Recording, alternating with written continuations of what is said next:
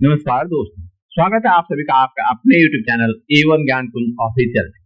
आज मैं आपके लिए लेकर आया हूँ जीके के वेरी वेरी इंपॉर्टेंट क्वेश्चन जो कि विभिन्न एग्जाम से पूछे जाते हैं। तो इन प्रश्नों को अच्छे से देखिए और सॉल्व कीजिए और देखिए आप कितने प्रश्नों का सही उत्तर जानते हैं। लीजिए, पहला प्रश्न आपके सामने है। भटियाली लोक संगीत जो मुख्यतः मछुआरों द्वारा गाया जाता है, निम्नलिखित में से किस राज्य से संबंधित है? भटियाली लोक संगीत किस राज्य से संबंधित है ये बताना है आपको। केरल, आंध्र प्रदेश, पश्चिम बंगाल या फिर ओडिशा। तो भटियाली लोक संगीत जो है ये पश्चिम बंगाल से संबंधित है। जब मछुआरे जाते हैं मछली पकड़ने के लिए नदी में उतरते हैं तो ये गीत गाते हैं।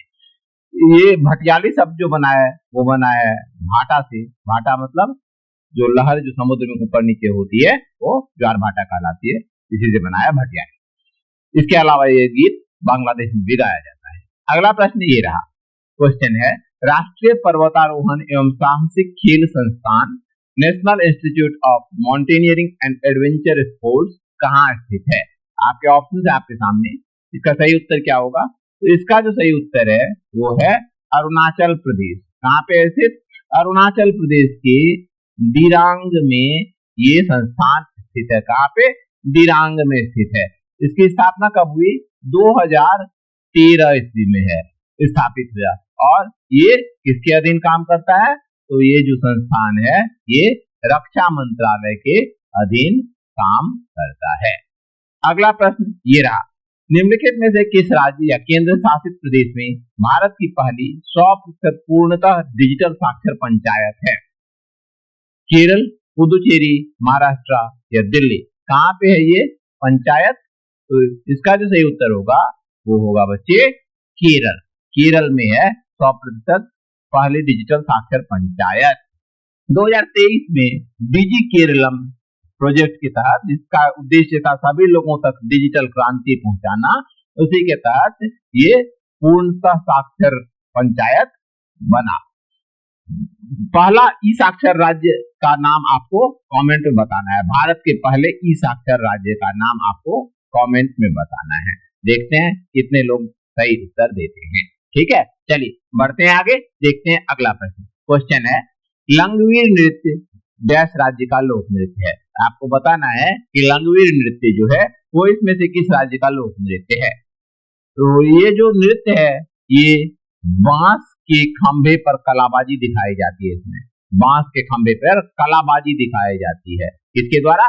पुरुषों के द्वारा ये कलाबाजी दिखाई जाती है। उसका संतुलन किया जाता है कलाबाजी दिखाते हुए। तो ये जो है कहाँ का है लोक नृत्य? ये उत्तराखंड का लोक नृत्य है। अगला प्रश्न ये रहा, आर्य समाज के संस्थापक कौन थे? आपको बताना है आर्य समाज के संस्थापक का नाम। तो आर्य समाज के संस्थापक थे स्वामी दयानंद सरस्वती। कौन थे? स्वामी दयानंद सरस्वती। आर्य समाज एक हिंदू सुधार आंदोलन था। 1875 ईस्वी में इसकी शुरुआत हुई थी। चलिए बढ़ते आगे, देखते हैं अगला प्रश्न। क्वेश्चन है आपके सामने, भारत का प्रायद्वीपीय पठार पहले किस महाद्वीप का हिस्सा था?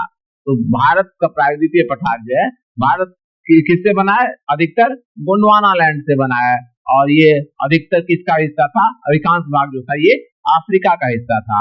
हमारा उत्तर होगा अफ्रीका। अगला प्रश्न ये रहा, संविधान के किस भाग में आपको मौलिक अधिकारों की 6 व्यापक श्रेणियां मिलेंगी? अभी मौलिक अधिकार 6 हैं, तो इसी की बात हो रहा है। 6 मौलिक अधिकार किस भाग में मिलेगा? 1, 4, 2 या 3?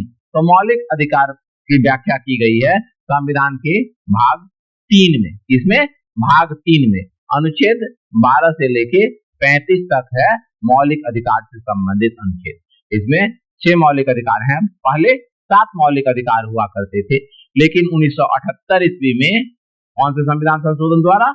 44वें संविधान संशोधन के द्वारा 44th अमेंडमेंट के द्वारा क्या हुआ? संपत्ति के अधिकार को मौलिक अधिकार की श्रेणी से हटा दिया गया। संपत्ति का अधिकार भी पहले था, इसे हटा दिया गया मौलिक अधिकार की श्रेणी से। तो इसकी संख्या घट के 7 से घट के 6 हो गई। अगला प्रश्न ये रहा, सितंबर 2025 तक निम्नलिखित में से कौन राष्ट्रीय हरित प्राधिकरण का अध्यक्ष है? राष्ट्रीय हरित प्राधिकरण का अध्यक्ष का नाम बताना है। National green tribunal. इसका काम क्या होता है? इसका काम होता है एनवायरमेंटल डिस्प्यूट से रिलेटेड मामलों को सुलझाना, हल करना। इसमें मिनिमम 10 सदस्य, कम से कम 10 सदस्य और अधिकतम 20 सदस्य हो सकते हैं। तो इसका अध्यक्ष का नाम पूछ रहा है, आपको नाम बताना है। इसके अध्यक्ष हैं प्रकाश श्रीवास्तव, जस्टिस प्रकाश श्रीवास्तव, जिनकी नियुक्ति हुई है 2023 ईस्वी में।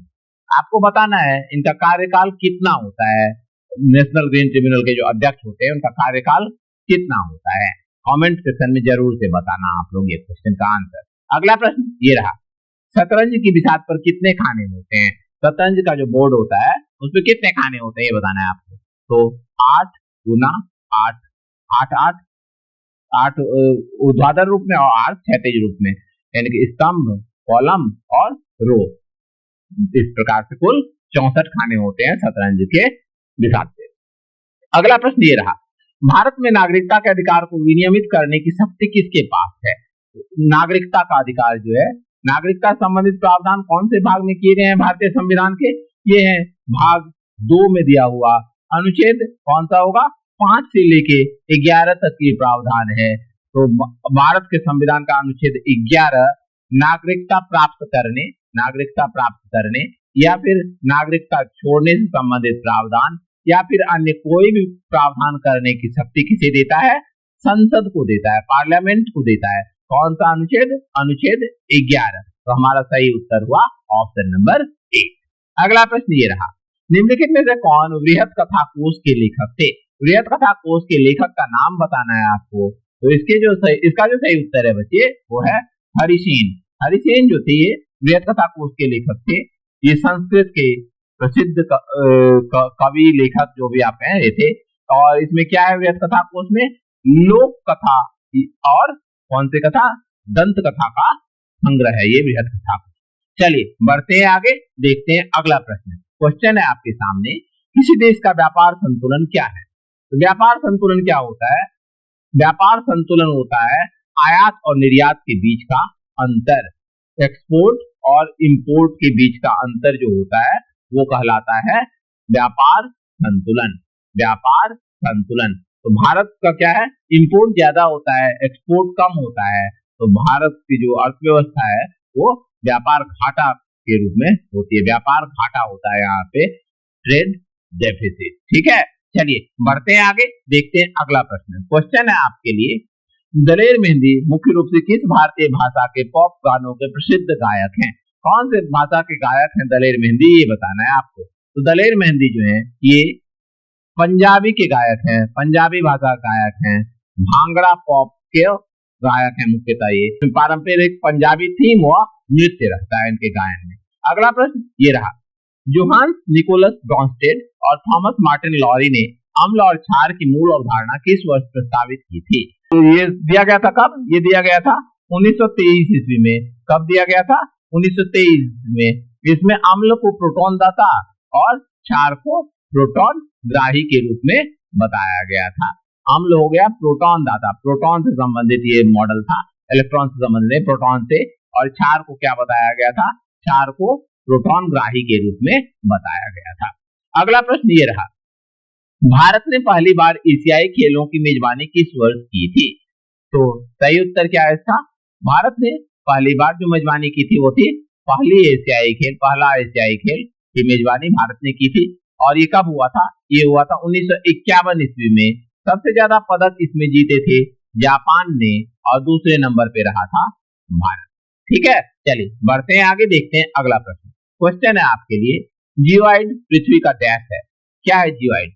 तो जियोइड जो है ये पृथ्वी का वास्तविक अनियमित आकार को दर्शाता है। किसको दर्शाता है, आकार को दर्शाता है।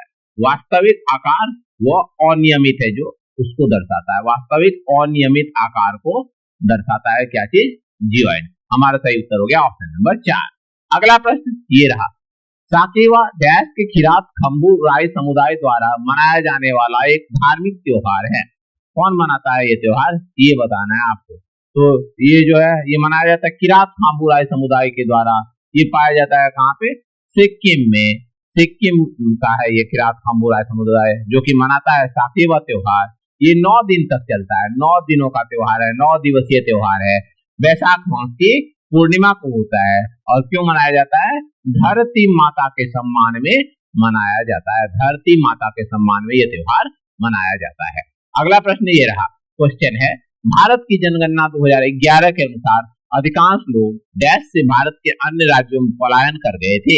कहां से भारत के अन्य राज्य में गए थे? राजस्थान, गुजरात, उत्तर प्रदेश, मध्य प्रदेश, महाराष्ट्र और गुजरात, या फिर उत्तर प्रदेश और बिहार। तो सबसे ज्यादा पलायन करने वाले बिहार और उत्तर प्रदेश के, ऑप्शन नंबर डी है सही उत्तर। क्यों होता है पलायन? क्योंकि इन राज्यों में उद्योग धंधे कम है, तो रोजगार की तलाश में लोग एक स्थान से दूसरे स्थान अन्य राज्यों में पलायन कर जाते हैं। अगला प्रश्न ये रहा, क्वेश्चन है भारत में वित्तीय वर्ष 1 अप्रैल से शुरू होकर डैश को समाप्त होता है, कब होता है समाप्त? तो वित्तीय वर्ष जो है वो होता है 1 अप्रैल से लेके कब तक? 1 अप्रैल से लेके 31 मार्च तक होता है वित्तीय वर्ष, 31 मार्च तक। सही उत्तर हो जाएगा ऑप्शन नंबर 3। अगला प्रश्न ये रहा, भारत की जनसंख्या वृद्धि दर डैश से घट रही है, कब से घट रही है, कौन से वर्ष से, ये बताना है आपको। तो इसका जो सही उत्तर होगा बच्चे वो होगा 1981। भारत की जनसंख्या वृद्धि दर 1981 से घट रही है। सबसे ज्यादा वृद्धि दर कब थी? 1971 और 81 के दशक में वृद्धि दर सर्वाधिक थी, लेकिन 81 के बाद जनसंख्या वृद्धि दर में कमी आने लगी, जो कि सरकार के विभिन्न कार्यक्रम, गर्भ निरोधक कार्यक्रम, जो भी जनसंख्या को नियंत्रित करने के कार्यक्रम थे, उसके कारण हो पाया। अगला प्रश्न ये रहा, एवरेज फंक्शन निम्नलिखित में से किस टूल के ड्रॉप डाउन मेनू में सूचीबद्ध है? एवरेज फंक्शन कहाँ पाया जाता है, ये बताना है आपको। तो एवरेज फंक्शन जो होता है कंप्यूटर में वो पाया जाता है ऑटो सम फंक्शन में। ऑप्शन नंबर 4 है इस प्रश्न का सही उत्तर। उम्मीद करता हूं ये क्वेश्चंस आपके लिए लाभकारी होंगे, पूछे जा सकते हैं आपके एग्जाम में। तो धन्यवाद।